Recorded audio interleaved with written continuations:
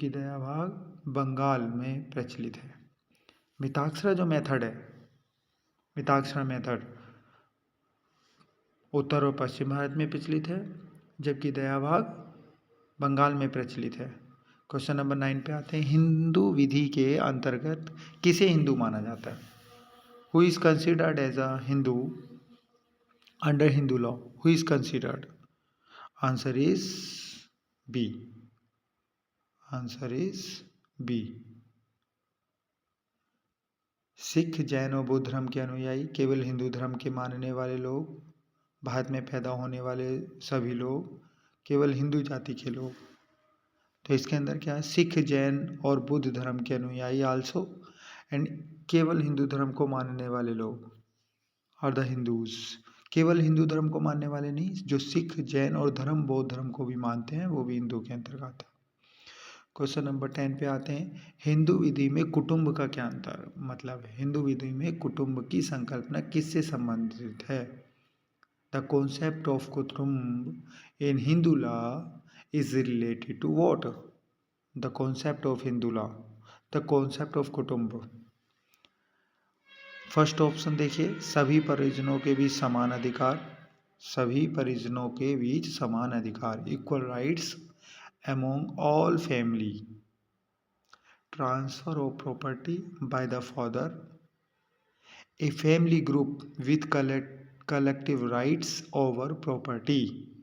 This is the correct answer, option C, a family group with collective rights over property। किसी भी property पर जिन सभी का समान अधिकार हो, कलेक्टिव अधिकार हो, संपत्ति पर सामूहिक अधिकार हो, वही फैमिली ज्वाइंट फैमिली होती है, according to the question. You are seeing the answer is correct, answer is C. It means as now question number 11। Hindu विधि का कौन सा स्रोत सबसे अधिक प्रामाणिक माना जाता है? मनुस्मृति, निर्णय, जुडिशियल प्रेसिडेंट्स, प्रथाएं या customs, Veda. According to the answer Veda. सही आंसर इज वेद। हिंदू विवाह अधिनियम 1955, हिंदू विवाह अधिनियम 1955, Hindu marriage act 1955, Hindu marriage act 1955 is based on the beliefs and traditions of which community? Hindu. Yes, this is the simple answer, Hindu. Correct answer is Hindu. When was the Hindu Marriage Act 1955 enacted? 18 May 1955. The correct answer is C. 18 May 1955. Hindu विवाह अधिनियम 1955 का उद्देश्य क्या है? What is the purpose of the Hindu Marriage Act 1955? What is the purpose of Hindu marriage act 1955? Hindu विवाह को कानूनी रूप से मान्यता देना, हिंदू समाज में विवाह से जुड़ी कुरीतियों को समाप्त करना, हिंदू समाज में विवाह के लिए नियम और शर्तें तय करना, उपरोक्त सभी। तो आप तीनों ऑप्शंस को बहुत ध्यान से देखते हैं फिर से। हिंदू विवाह के कानूनी रूप को मान्यता देता है, बिल्कुल करेक्ट आंसर है ये कि हिंदू विवाह अधिनियम इसीलिए तो बनाया गया है ताकि हिंदू विवाह से संबंधित जितने भी कानून हों उनको मान्यता दी जाए। हिंदू समाज में विवाह से जुड़ी कुरीतियाँ जो हैं, कुरीतियाँ जितनी भी कुरीतियाँ बन जाती हैं उनको समाप्त किया जा सके, हिंदू समाज में विवाह के लिए नियम और शर्तें तय की जा सके, यही हिंदू विवाह अधिनियम 1955 के उद्देश्य हैं। तो it means that answer is correct. Answer क्या होगा इसका? Correct answer is D. Correct answer is D. Correct answer D. Next question है, which religion are convert under the Hindu marriage act 1950 का कवर्ड? हिंदू विवाह अधिनियम 1955 के अंतर्गत किन धर्मों के लोग आते हैं? सिंपल अभी थोड़ी देर पहले हिंदू, बौद्ध, जैन और सिख, ये जो धर्म है ये हिंदू विवाह अधिनियम 1955 के अंतर्गत आते हैं। Which religions are covered under the Hindu marriage act 1955? तो this one answer is the correct answer, B option. B answer is correct. It means B, Hindu, Bauddh, Jain और सिख। क्वेश्चन नंबर 5, हिंदू विवाह अधिनियम 1955 के तहत कौन से विवाह अमान्य माने जाते हैं? कौन से विवाह अमान्य माने जाते हैं, मतलब वॉइड हैं? ठीक है, बहुपत्नी विवाह, रक्त संबंधियों के बीच विवाह, जीवित जीवन साथियों के रहित पुनर्विवाह। देखिए, हिंदू लोग जो भी हैं वो बहुत इजीली इन बातों को समझते भी हैं। देखिए, क्या पूछ रहे हैं कि हिंदू विच मैरिजेस, जितनी भी शादियां हुई हैं, आर कंसिडर्ड वॉइड, वो वॉइड मानी जाए, शून्य मानी जाए, वो कब? Under the Hindu marriage act 1955। तो एक तो बहुपत्नी विवाह, हमारे हिंदू धर्म में क्या होता है, बहुपत्नी विवाह मान्य नहीं है। रक्त संबंधियों के बीच विवाह, अगर कोई भी विवाह ऐसा हो चुका है जो रक्त संबंधियों के बीच है, वो शून्य होगा, वाइड होगा। जीवित जीवन साथियों के रहते पुनर्विवाह, कोई भी अगर आपका जीवन साथी जीवित है और आपने उससे उसके रहते हुए दूसरा पुनर्विवाह किया है, तो वह भी आपका जो मैरिज होगी वो क्या होगी, वॉइड होगी, इट मीन्स जीरो होगी। The answer is, correct answer is that उपरोक्त सभी, this is the answer D. Okay, next question क्या है, व्हाट इज नेक्स्ट क्वेश्चन?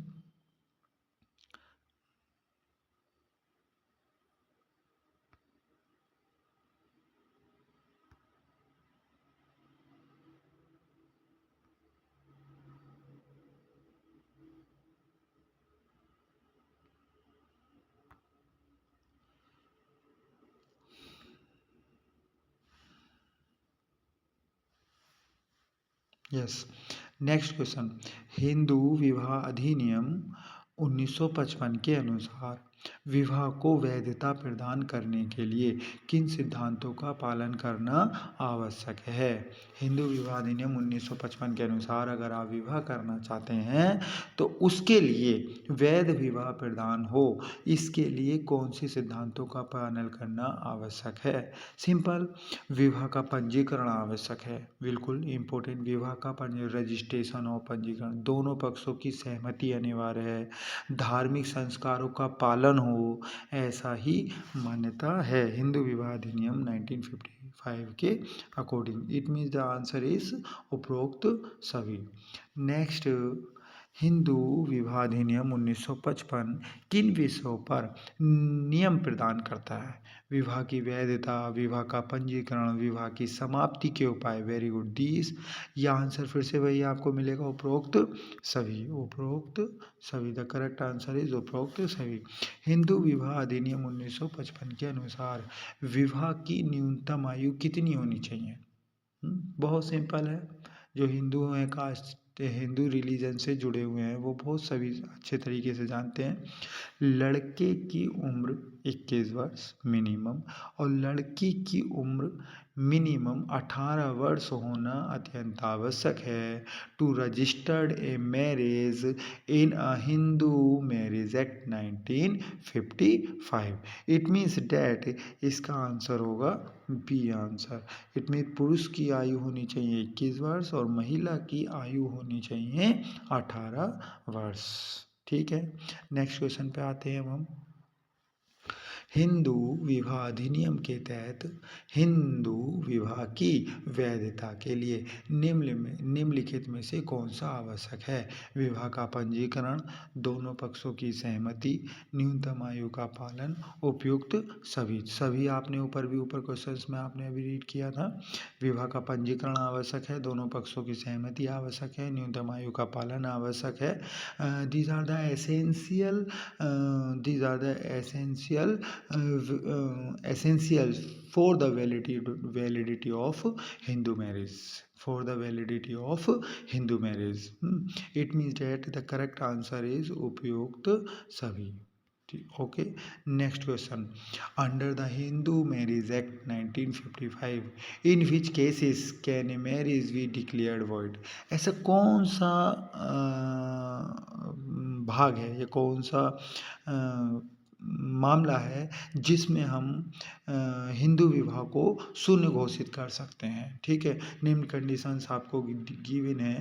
पहली कंडीशंस को ध्यान से देखिए, रक्त संबंधियों के बीच विवाह, बिल्कुल ठीक है। अगर रक्त संबंधियों के बीच विवाह है तो आपका जो विवाह है वो क्या होगा, शून्य होगा।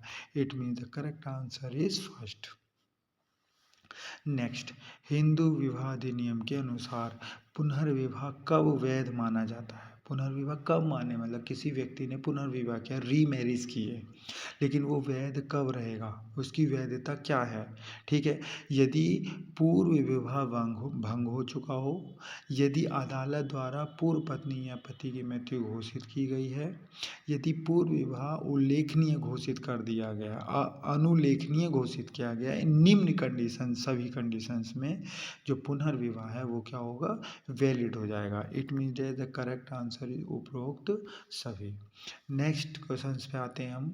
हिंदू विवाह अधिनियम के तहत वैध विवाह और शून्य विवाह में क्या अंतर। देखिए, बहुत मोस्ट इम्पोर्टेंट क्वेश्चन है।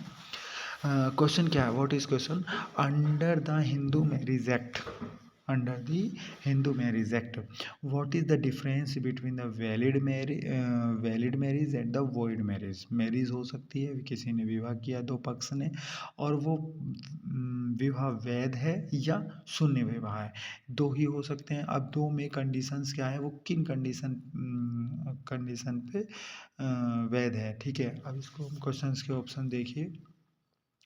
वैध विवाह कानूनी अधिकार प्रदान करता है, वैध विवाह कानूनी अधिकार प्रदान करता है, जबकि शून्य विवाह गैर कानूनी है।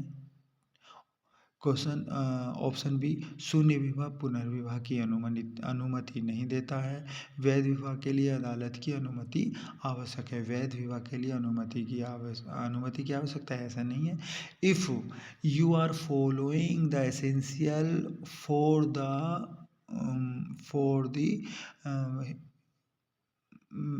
valid Hindu marriage, you can marry without the permission of the court. It means that the correct answer is A. Correct answer is A. It means that वैध विवाह कानूनी अधिकार प्रदान करता है। जैसे आप पासपोर्ट बनाते हैं उसी रजिस्ट्रेशन से, मतलब बहुत सारे आपके सभी कानूनी अधिकार उसमें आपको मिल जाएंगे। ठीक है, लेकिन आपका विवाह शून्य विवाह गैर कानूनी होता है। It mean that answer correct होगा ए। अब आते हिंदू विवाह अधिनियम के अनुसार शून्यकरण विवाह किसे कहते हैं। हिंदू विवाह अधिनियम के अनुसार शून्यकरण विवाह क्या है, शून्यकरण वॉइडेबल मैरिज, वॉइडेबल मैरिज क्या है, वॉइडेबल मैरिज क्या है। हिंदू विवाह अधिनियम के अनुसार वॉइडेबल मैरिज क्या है, ऐसा विवाह जो प्रारंभ से ही अवैध हो, ऐसा विवाह जो जिसे कोर्ट की अनुमति की आवश्यकता हो, ऐसा विवाह जो कुछ विशेष परिस्थितियों में अवैध घोषित किया जा सकता है, ऐसा विवाह जो कानूनी रूप से बाध्यकारी ना हो। तो इट मीन्स इसका आंसर होगा सी। तो correct answer is C. Okay, तो इस प्रकार आप आज हमने ये क्वेश्चंस रीड किए हैं। ठीक है, 13 तक पहुँचे हैं। हमारा जो टॉपिक चल रहा है वो Hindu marriage act 1955, Hindu marriage act 1955 से रिलेटेड क्वेश्चंस हैं। इसी तरीके की वीडियो आप देखते रहिए AIV एग्ज़ाम के लिए। धन्यवाद, थैंक यू।